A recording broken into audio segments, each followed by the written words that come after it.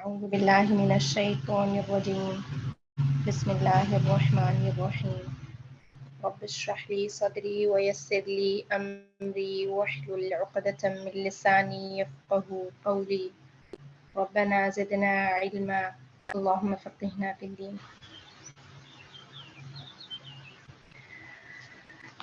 فمن تاب من بعد ظلمه وأصلح فإن الله يتوب عليه إن الله غفور رحيم.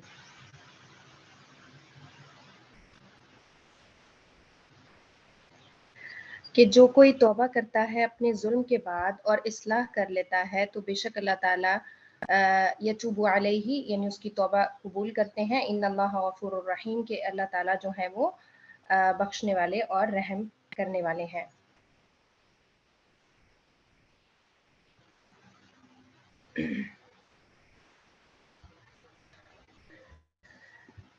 یتوب اللہ فإن اللہ یتوب علیہ یعنی اللہ تعالیٰ اس کی طرف لوٹتے ہیں. الظلم عمل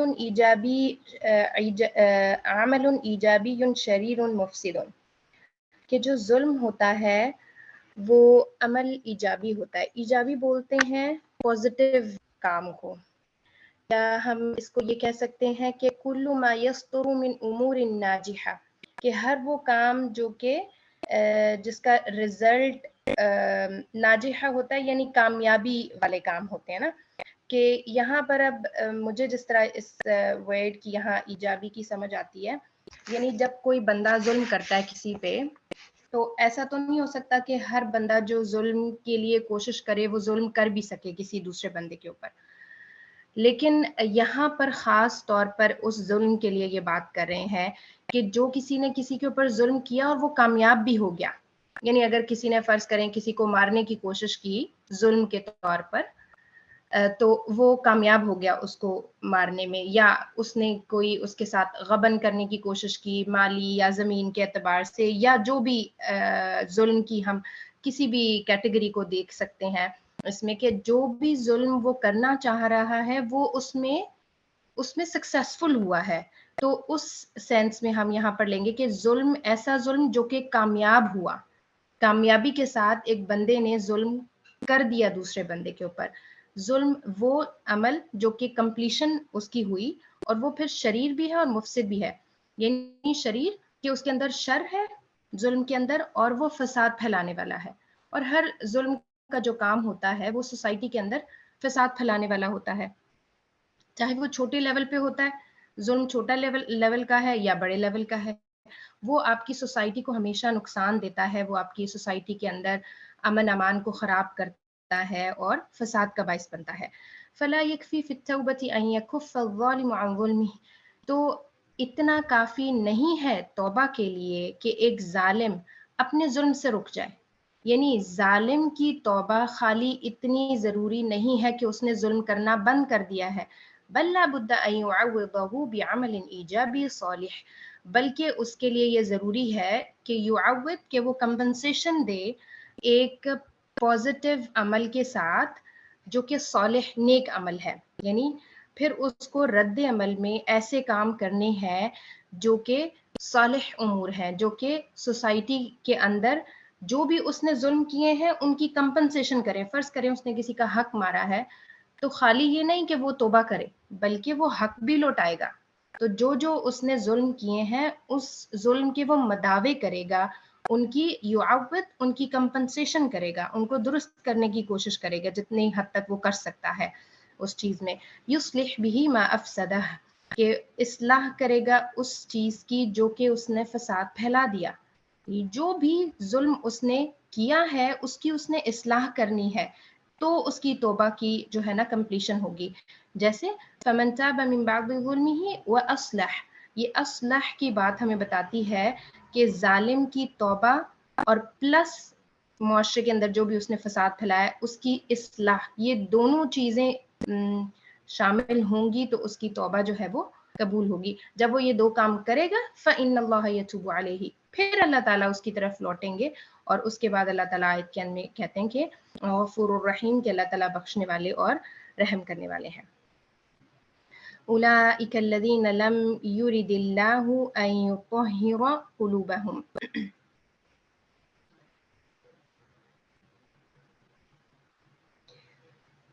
اوکے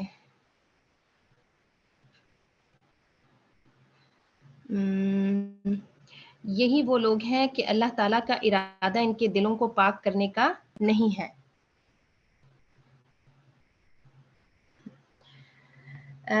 آیت تنتفض لها القلب خوفا کہ یہ والی آیت ایک ایسی آیت ہے جس سے تنتفض ہوتا ہے کہ دل کا خوف سے لرز جانا.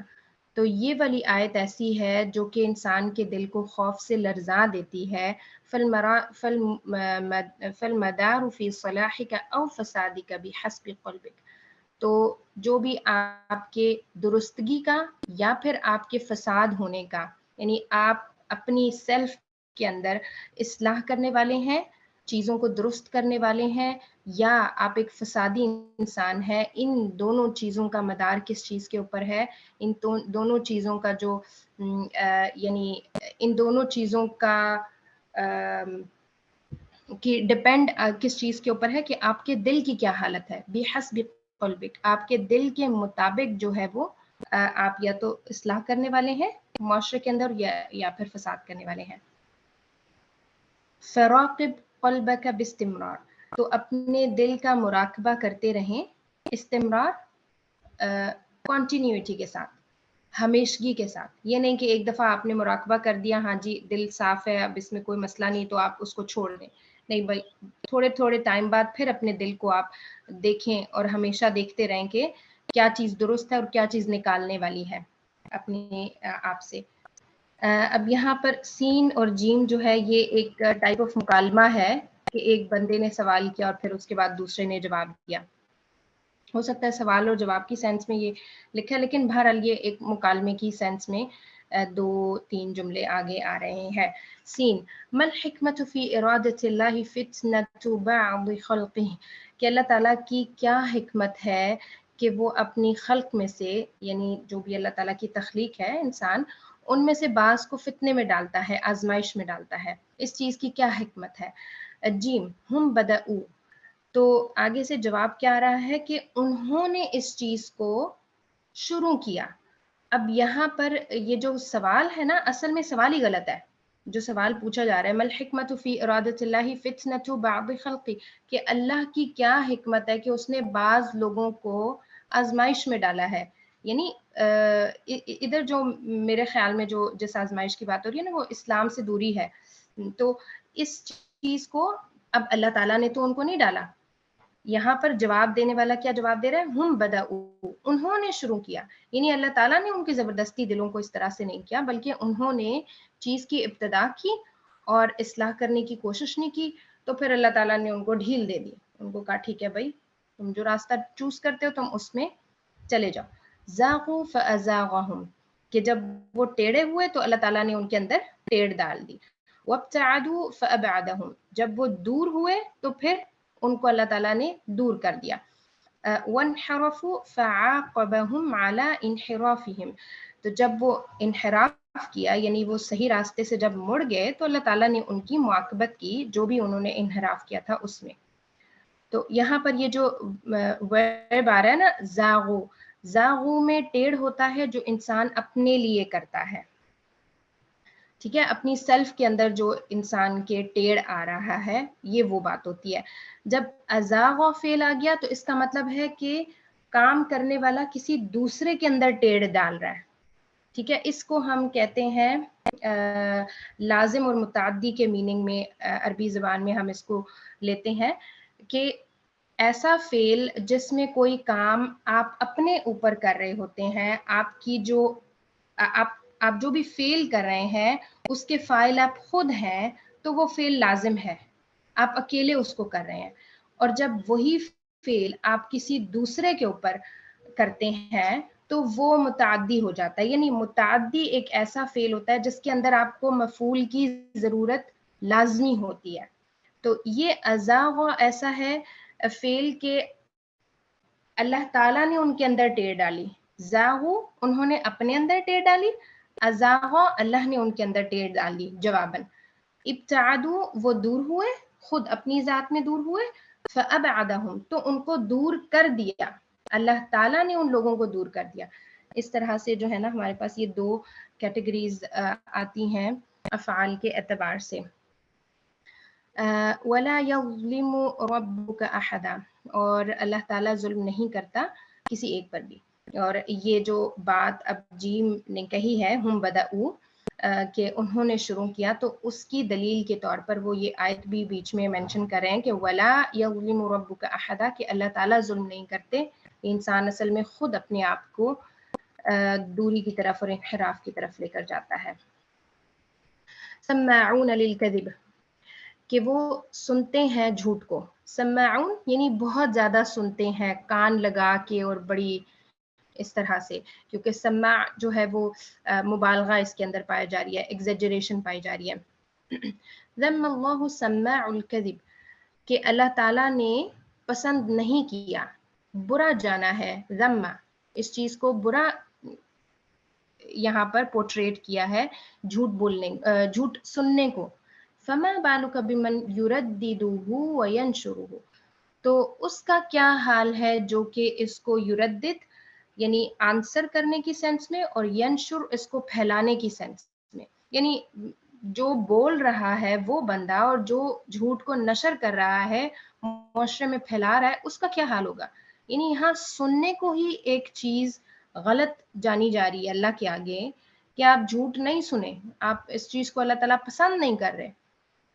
کہ یہاں پر جس طرح یہودیوں کے بارے میں بات ہو رہی ہے نا، وَمِنَ الَّذِينَ هَادُوا سَمَّاعُونَ لِلْكَذِبِ سَمَّاعُونَ لِقَوْمٍ آخَرِينَ لَمْ يَأْتُوكَ، تو یہ یہودیوں کے بارے میں اللہ تعالیٰ بات کر رہے ہیں، اور اس چیز کو اللہ تعالیٰ پسند نہیں کرے کہ جھوٹ کو سنا جائے. تو کجا یہ کہ آپ کو سننا ہی اللہ کو پسند نہیں، اور جو بندہ بولے اور پھر اس کو نشر کرے. اکالون للسحت، اکالون ہوتے ہیں کھانے والے، اور للسحت ای الحرام یعنی حرام کھانے والے. قال ابن جریر، ابن جریر رحمہ اللہ کہتے ہیں شفیع مسروق لرجل فی حاجت فاہدى الیہ جاریہ. شفیع سفارش کی، مسروق نے ایک بندے کے لیے سفارش کی. اس کا ہو سکتا ہے کوئی کام پھنسا ہوا ہوگا، یا کسی سینس میں مسروق نے سفارش کی. اور سفارش جو ہے نا وہ ظاہر ہے ایک ایسا امر ہے جو جائز بھی ہو سکتا ہے اور ناجائز بھی ہو سکتا ہے، ڈپینڈ کرتا ہے کہ سفارش کس چیز میں کی جا رہی ہے. تو مطلب یہ کہ یہ اصلاً یہ عمل جو ہے نا یہ غلط نہیں ہے. جیسے حدیث کے مفہوم میں آتا ہے نا کہ شفاعت کرو اور اجر پاؤ. تو آپ اگر درست چیز کے لیے کسی کی سفارش کر رہے ہیں اور واقعی وہ ایلیجبل ہے جس کو آپ ریکمینڈ کر رہے ہیں، تو ظاہر ہے وہ پھر ایک اچھا عمل ہو جائے گا. تو یہاں پر مسروق نے ایک شخص کے لیے سفارش کی جو کہ اس کی ضرورت تھی، یعنی اس بندے کی ضرورت کے لیے اس کی سفارش کی. تو اس میں اس بندے نے کیا کیا، ایک جاریہ یعنی ایک جو لانڈی ہوتی ہے وہ ہدیے میں مسروق کو دے دی. فغضب مسروق غضبا شدیدا، تو جو مسروق تھے ان کو بہت شدید غصہ آیا اس بات کے اوپر.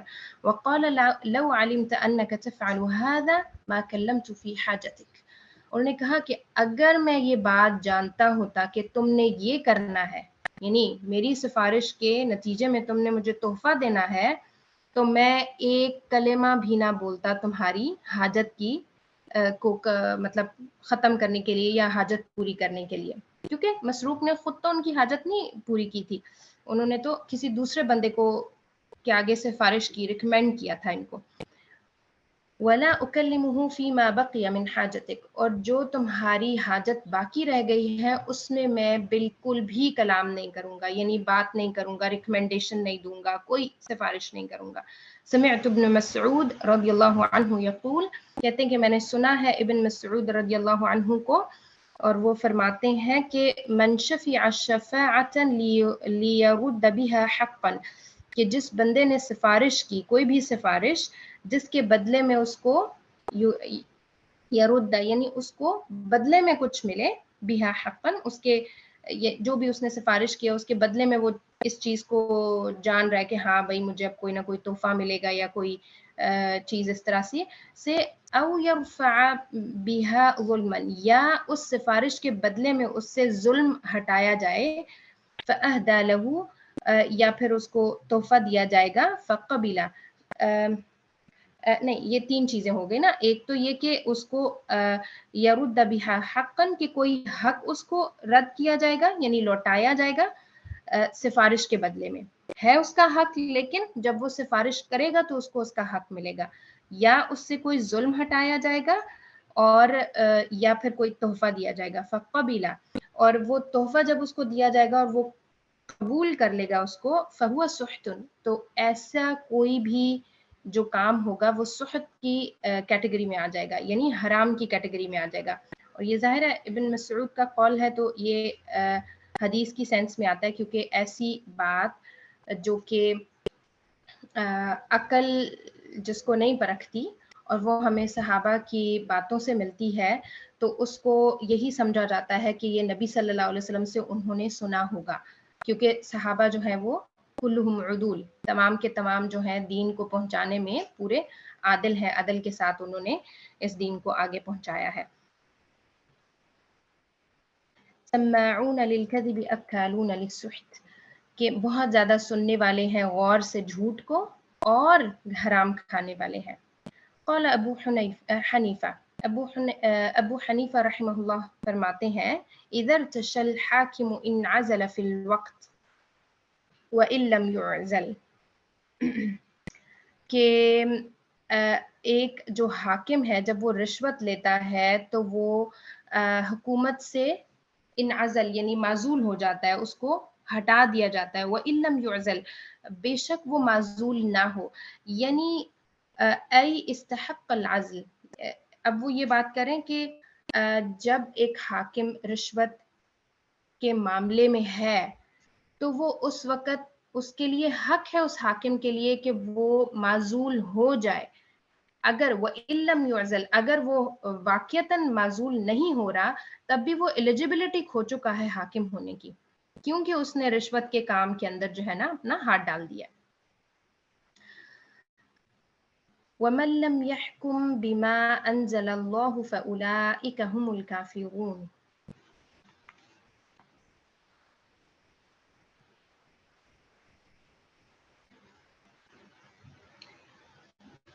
وَمَن لَّمْ يَحْكُم، جو لوگ اللہ کی اتاری ہوئی وحی کے ساتھ فیصلہ نہ کریں وہ کافر ہیں، یعنی اللہ تعالیٰ کی وحی کے کی نازل کردہ چیز ظاہر ہے ہمارے پاس تو قرآن مجید ہے اور پھر اس کے بعد احادیث ہے۔ قال ابن عباس، ابن عباس رحمہ رضی اللہ عنہ کہتے ہیں کہ من جحد ما انزل اللہ فقد کفر، کہ ایک ایسا بندہ جو کہ انکار کر دیتا ہے اس چیز کا جو اللہ تعالیٰ نے نازل کی ہے تو اس نے کفر کر دیا، ظاہر ہے وہ چاہے جو اللہ تعالیٰ کے قانون کے اندر جو حدود وغیرہ ہیں ان کا انکار کر رہا ہے یا باقی تعلیمات میں سے کسی بھی چیز کا انکار کر رہا ہے تو وہ سارا جو بھی کسی بھی چیز کو انکار کرے گا تو وہ کفر کی یعنی اس نے کفر کر دیا۔ وَمَنْ أَقَرَّ بِهِ وَمَنْ لَمْ يَحْكُمْ فَهُوَ غَالِبٌ، اور جو اقر یعنی اس کو مانتا ہے، جو اللہ تعالیٰ کی نازل کردہ تعلیمات کو مان رہا ہے، بیلیو کر رہا ہے، وَلَمْ يَحْكُمْ، لیکن اس سے فیصلے نہیں کرتا، اپنے جو فیصلے کرنا یعنی جو بھی لڑائی جھگڑے کے فیصلے ہو رہے ہیں یا عدالتی امور ہیں ہمارے، جو بھی اس طرح کی چیزیں ہیں کہ جن کے اندر ہمیں فیصلے کرنے کی بات آتی ہے تو ہم اس میں قرآن اور حدیث کو نہیں رکھ رہے ہیں، فہو ظالم فاسق، تو وہ بندہ ظالم اور فاسق ہوتا ہے۔ اور اس میں دیکھ لیں کہ آپ ہم لوگوں کے تو اگر اسلام کے احکامات کے حوالے سے دیکھا جائے تو کوئی بھی ایک ایسی جگہ نہیں ہے جہاں پر قرآن اور حدیث کے اکارڈنگلی فیصلے ہوتے ہوں عدالتی امور میں خاص طور پہ۔ والجروح قصاص فمن تصدق به فهو كفارة له،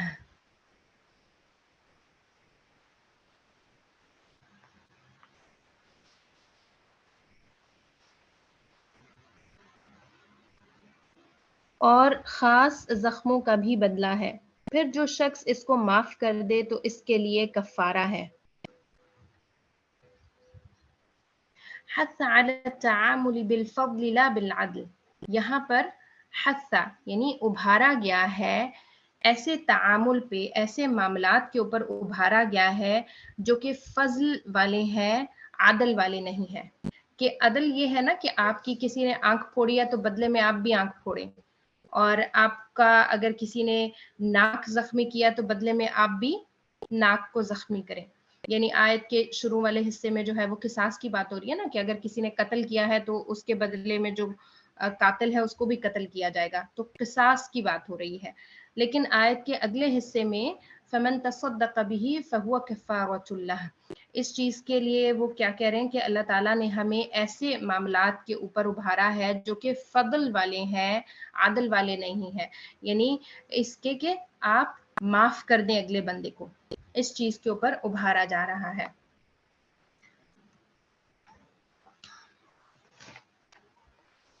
فمن تصدق بما ثبت له من الحق،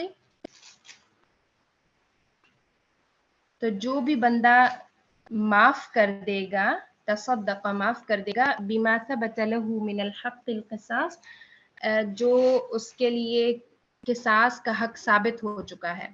یعنی ایک بندے کا یہ رائٹ بنتا ہے کہ وہ قصاص میں اگلے بندے کی جان لیتا ہے، یا جو بھی فیصلہ ہوا ہے، ناک کے بدلے ناک ہے، آنکھ کے بدلے آنکھ ہے، جو بھی قصاص کا فیصلہ ثابت ہوتا ہے جس سچویشن میں، اس حق کو وہ چھوڑتے ہوئے معاف کر دے، تصدق معافی دے دے، لجرحہ جو زخم ہے اس کی، او دم ولی، یا پھر دم ولی، کیونکہ جب قتل ہو جاتا ہے یعنی دم ہے نا خون، اور ولی جو ولی ہوتا ہے اس کے لیے یہ ورڈ یوز ہو رہا ہے. تو اب قاتل اور مقتول میں آپ دیکھیں گے تو ظاہر ہے مقتول تو فوت ہو گیا، اب جو مقتول کی معافی ہے وہ تو اس کے ولی دیں گے نا. اب ایک بچہ ہے تو اس کے پیرنٹس ہو جائیں گے، اگر ایک خاوند ہے تو اس کی بیوی ہو جائے گی، اگر بیوی ہے تو اس کا میاں، یعنی جو بھی ولی ہوں گے وہی اس کے قصاص کو معاف کرنے کا حق رکھتے ہیں. کیونکہ مقتول تو فوت ہو گیا، مقتول تو اس چیز کی وہ نہیں رکھتا، استطاعت نہیں رکھتا. لیکن زخم کی استطاعت، یعنی ناک کے بدلے ناک ہے، آنکھ کے بدلے آنکھ، وہ تو جو بندے کی ناک اور کان، آنکھ جو بھی زخمی ہوا ہے اس کے اوپر قصاص بن رہا ہے، یعنی دوسرے بندے کے لیے کہ وہ معاف کر سکتا ہے اس کو، تو وہ تو بذاتی ہی معاف کر سکتا ہے. تو یعنی جو بھی قصاص کا حق ہے وہ معاف کر دیا جائے. فصدقته کفارۃ لذنوبہ، تو اس کا جو معاف کرنا ہے وہ اصل میں اس کے اپنے گناہوں کے کفارے کا سبب بنتا ہے. یعنی جو شخص معافی دے رہا ہے اس کو بھی تو بدلے میں اللہ تعالیٰ سے معافی ملے گی اپنے گناہوں کی عوض. اور پھر وہ آگے حدیث ایک ذکر کر رہے ہیں کہ ما من رجل یجرح فی جسدہ جراحۃ فیتصدق بها الا کفر اللہ عنہ مثل ما تصدق. کہ کوئی بھی بندہ جس کو کوئی زخم پہنچا ہے اس کے جسم میں اور وہ اس کو معاف کر دیتا ہے، یعنی اس کا قصاص نہیں لیتا، اس کو معاف کر دیتا ہے، تو اس کے بدلے الا کفر اللہ، اللہ تعالیٰ بھی اس کو ویسا ہی کفارہ دیں گے جیسی اس نے معافی دی ہے. کہ ظاہر اگر ایک زخم ہے اور اس کی معافی مل رہی ہے تو وہ چھوٹی ہے، لیکن ایک کسی نے قتل کر دیا اور اس کی معافی ہے تو وہ ظاہر بڑی ہے. تو اس سینس میں مثل ما تصدق، جیسی معافی ہے اس کے مطابق جو ہے وہ اللہ تعالیٰ بھی اس کے گناہوں کا کفارہ بن جائیں گے، کفارہ دے دیں گے اس کو.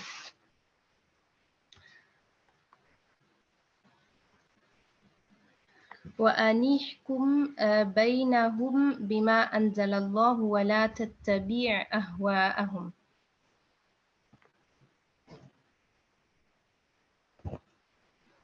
آپ ان کے معاملات میں اللہ کی نازل کردہ وحی کے مطابق ہی حکم کیا کیجیے.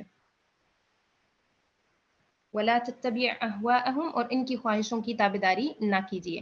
یعنی یہ اب نبی صلی اللہ علیہ وسلم کو بات کہی جا رہی ہے ایکچولی یہود کے حوالے سے.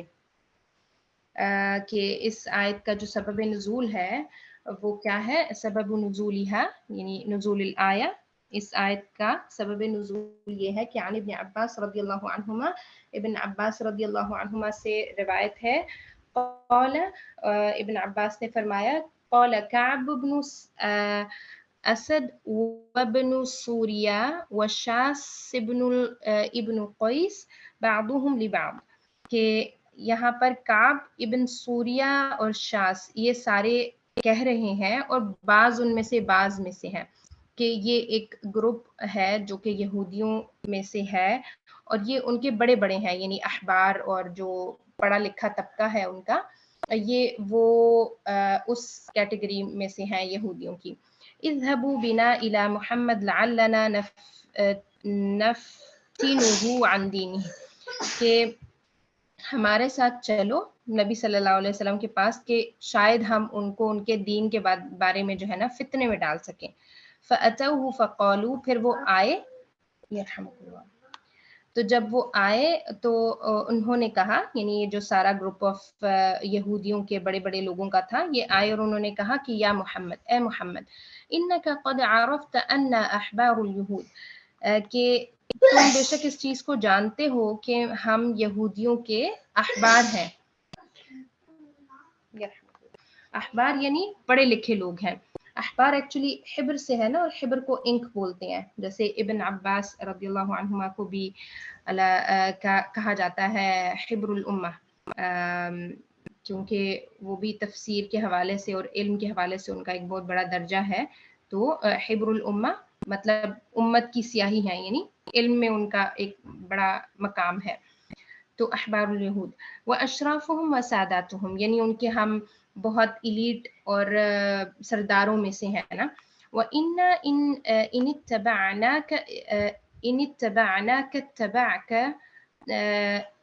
وَإِنَّا إِنِ اتَّبَعْنَاكَ اتَّبَعَكَ يَهُودُ وَلَمْ يُخَالِفُونَا، اور اگر ہم نے آپ کی اطاعت کی، یعنی نبی صلی اللہ علیہ وسلم کی اطاعت کی، تو اتباع کا یہود، کہ یہود بھی پھر آپ کی اطاعت کریں گے اور وہ آپ کی مخالفت نہیں کریں گے۔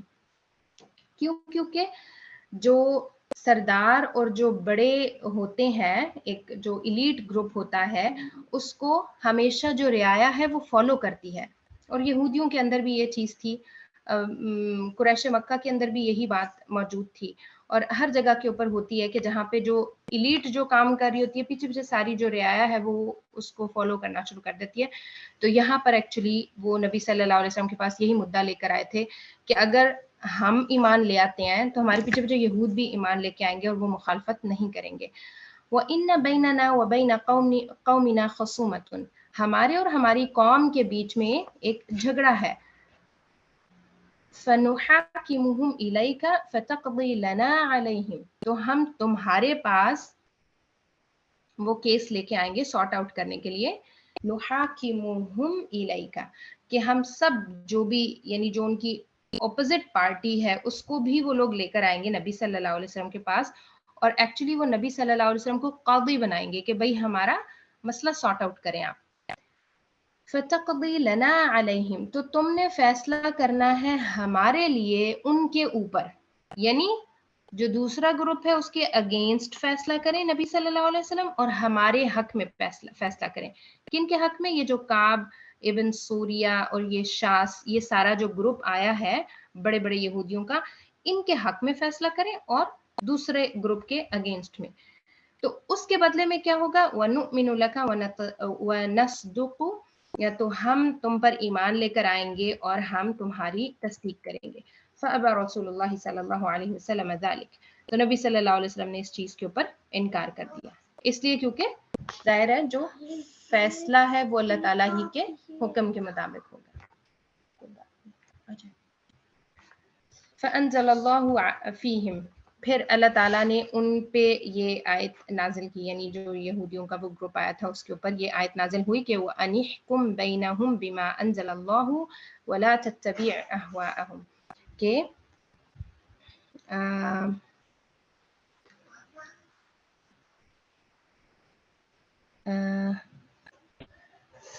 کہاں گیا؟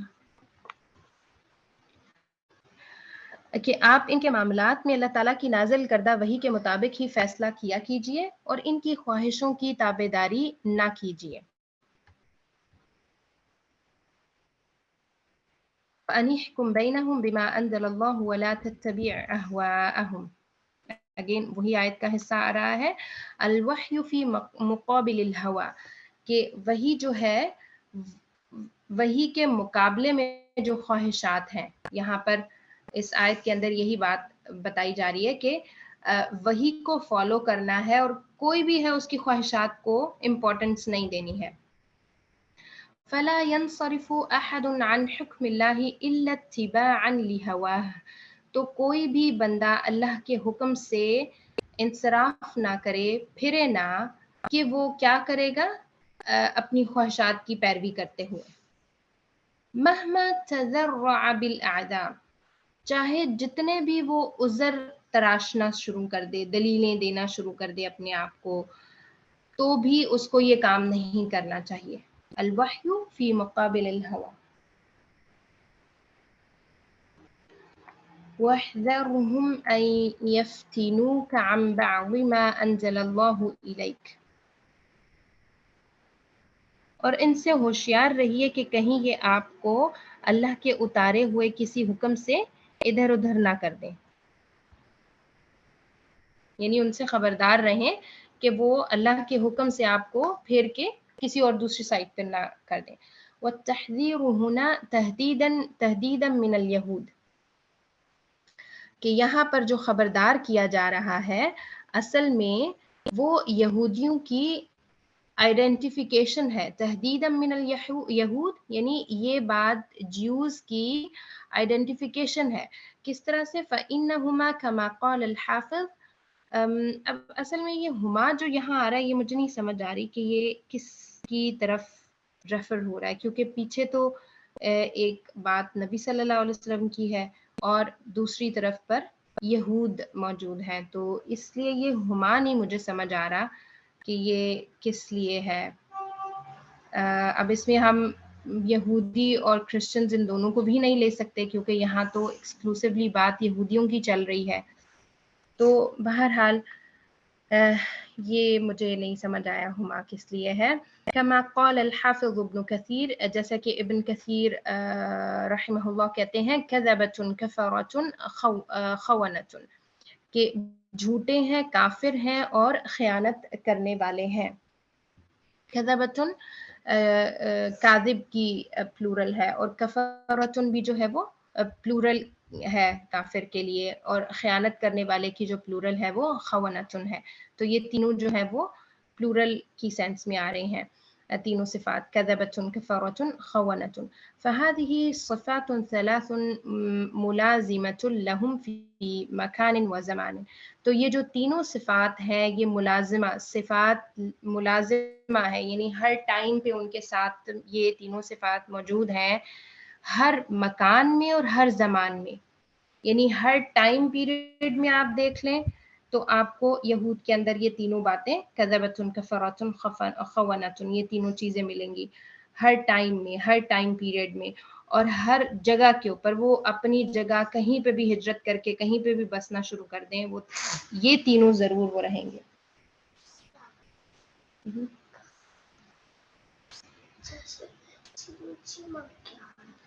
لا محابات فی الحق، محابات ہوتا ہے تساہل ہونا، تسامح، یعنی لینینس آپ کر دیں، لینینٹ ہو جائیں کسی کے ساتھ. تساہل جو ہے نا نرمی کو کہتے ہیں.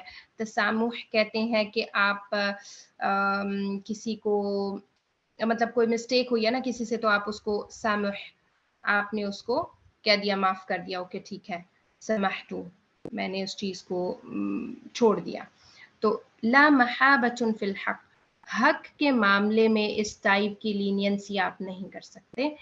فالتحذیر ہنا لسید الخلق وصفوۃ رسل اللہ، تو یہاں پر جو خبردار کیا جا رہا ہے یہ جو وحذرہم ہے، تو احذر یعنی نبی صلی اللہ علیہ وسلم کے لیے ہے. تو یہاں پر جو خبردار ہونے کے لیے کہا جا رہا ہے وہ سید الخلق، تمام جو مخلوق ہے اس کے سید سردار کو کہا جا رہا ہے، اور جو چنے ہوئے ہیں رسولوں میں سے، صفوت رسول اللہ تعالیٰ کے رسول جتنے ہیں ان کے گروپ میں سے جو چنے ہوئے ہیں، ان کو یہ بات یہاں پر کہی جا رہی ہے کہ آپ خبردار رہیں.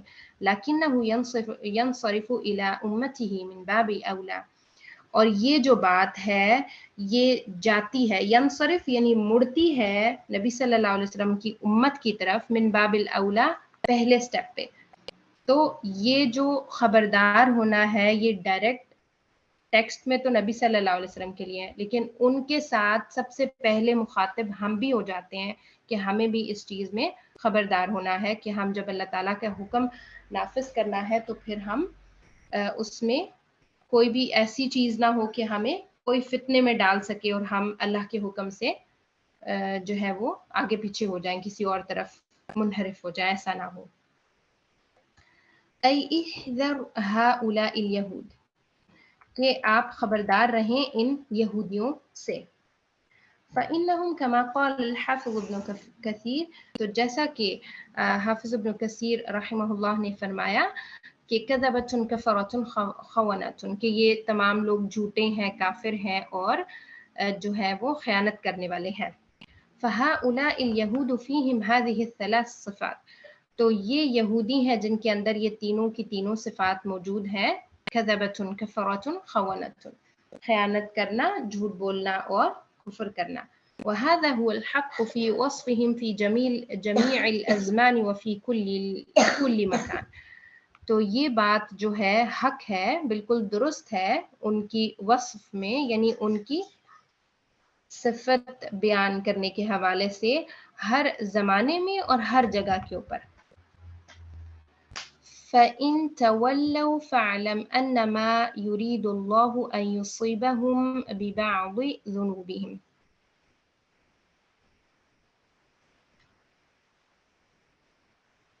اور اگر یہ لوگ منہ پھیر لیں تو یقین کریں کہ اللہ کا ارادہ یہی ہے کہ انہیں ان کے بعض گناہوں کی سزا دے ہی ڈالے. وَإِنَّ كَثِيرًا مِّنَ النَّاسِ لَفَاسِقُونَ، اور اکثر لوگ نافرمان ہی ہوتے ہیں. بعض الطاعات لا يوفق لها العبد بسبب ذنب سابق، بعض اطاعت کے امور یعنی بعض جو نیکیاں ہوتی ہیں، اطاعت کے کام ہوتے ہیں، لا يوفق لها العبد، یوفق موافقہ ہوتا ہے نا کسی چیز کا ایگری ہونا، تو یعنی یہاں پر ایک عبد کے یوافق نہیں ہوتی بعض نیکیاں، یعنی اس کو کچھ نیکیوں کی توفیق نہیں مل رہی ہوتی. کس وجہ سے؟ بسبب ذنب سابق، اس کے کوئی پچھلے گناہ ہیں جن کی وجہ سے اس کو یہ توفیق نہیں مل رہی ہوتی.